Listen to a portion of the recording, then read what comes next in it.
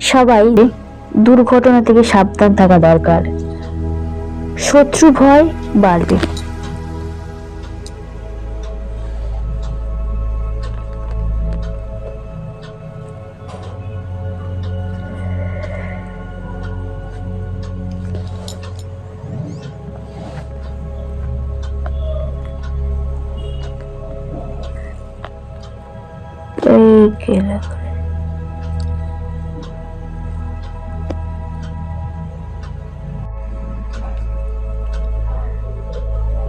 চিকিৎসার জন্য খরচ বৃদ্ধি পাবে।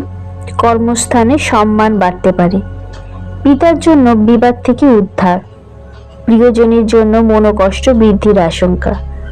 দূরের বন্ধুর সঙ্গে যোগাযোগ হতে পারে। সহকর্মীদের সঙ্গে ভালো ব্যবহারের জন্য সুনাম পাবেন।